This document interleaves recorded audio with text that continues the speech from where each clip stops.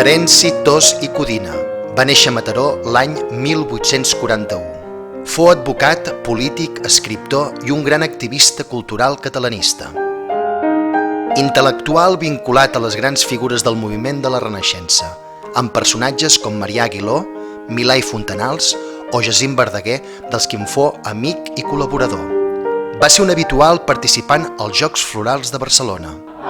Com a periodista, va escriure al Diari de Barcelona, com a redactor de la política espanyola als anys 60, col·laborador en revistes com La Renaixença i de La Veu de Catalunya, i a nivell local a la Revista Mataronesa i moltes altres publicacions, però sobretot fou el director del primer periòdic en català mataroní, La Fulla Catalanista del Diario de Mataró.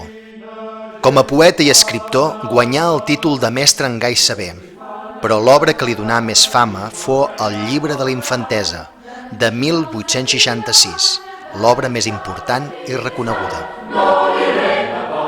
Participà en nombroses iniciatives ciutadanes. Va ser, per exemple, cofundador del Col·legi d'Advocats, impulsor de l'Escola d'Arts i Oficis, director de l'Escola Valldemia, fundador de l'Associació Artística Arqueològica Mataronesa, entre moltes altres. Com a polític va ser membre del Partit Conservador de Manuel Duran i Bas, diputat provincial del 1877 al 1880. Participà a la redacció de les bases de Manresa i tingué diverses responsabilitats a l'Ajuntament de la nostra ciutat. Mataró l'ha reconegut juntament al seu germà, que fou un gran científic, amb el nom d'un carrer, un centre d'ensenyament amb el seu nom, l'Institut Thos i Codina, i nomenant-lo membre de la Galeria de Mataronins Il·lustres.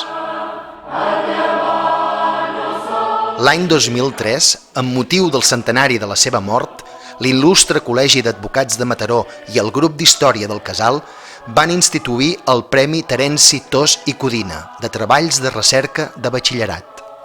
El premi va néixer amb el clar objectiu de fomentar el plaer de la recerca històrica en el camp de les ciències humanes i socials, potenciant la futura aparició de nous valors. L'any 2003 era el centenari de la mort de Terenci Thos i Codina.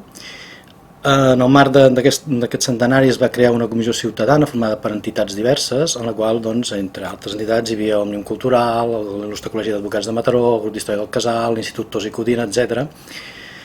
I d'altra banda, el grup d'Història del Casal feia molt de temps que anàvem a darrere de trobar una iniciativa que ens permetés fomentar l'interès per la recerca local en els camps de les humanitats a nivell d'instituts. El que nosaltres pretenem, el que busquem amb aquest premi, és divulgar, d'una banda, la figura pròpia de Terenci Thos i Codina, però de l'altra fomentar l'interès de nous valors en el camp de la recerca històrica i de les ciències humanes en general.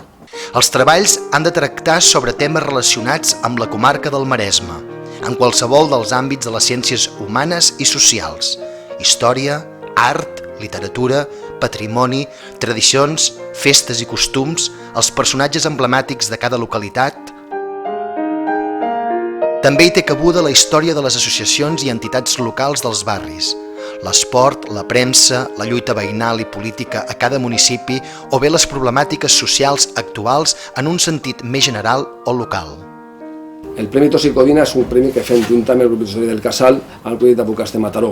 La seva dotació és una dotació econòmica, per guanyador són 750 euros i per accèssit, quan n'hi ha, són 250 euros. Aquesta quantitat, siguin 750 o 1.000 euros per premi, la paguem a mitges entre el Col·legi d'Advocats de Mataró i els familiars del difunt Thos i Codina, representats aquests darrers anys pel senyor Cobo. L'acte té 4 fases de funcionament. Una primera fase de funcionament, que és quan per part del jurat o d'un membre del jurat es fa una glossa de cada un dels treballs, una miqueta el funcionament de cada treball i la valoració dels treballs. Una segona part, que és quan el jurat determina, diu el seu veredicte. Normalment hi ha el premi, que és un premi pel guanyador. Després ja depèn l'any, no? Si hi ha un treball de molta importància, es fa un segon premi, que és l'accèssit, i inclús que és possible una menció honorífica, i també és molt important el noi guanyador, que fa una petita explicació i agraïments a qui considera oportú sobre aquest treball que és el resultat guanyador. El funcionament de l'acte és el mateix, sigui individual o sigui dins del acte de Sant Ramon de Penyafort.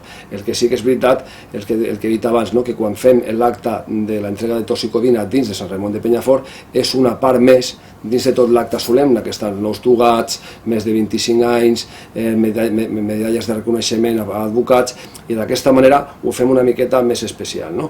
I dins d'aquesta especialitat, el que no fèiem abans, que sí que fem aquests 2 darrers anys, és que el regidor d'Ensenyament de l'Ajuntament de Mataró també ve a l'entrega del premi, perquè tota la ciutat, que és important també dins d'aquest premi, estigui present. Al llarg d'aquests anys han passat nombrosos treballs de recerca, tots ells meritosos, per bé que només hi pot haver un premiat cada any. Per això, sovint s'han atorgat accèssits i fins i tot alguna menció especial. L'any 2014 va ser la celebració del 10è aniversari i amb aquest motiu l'acte de lliurament del premi d'aquest any va reunir bona part dels guardonats al llarg de les 9 convocatòries precedents.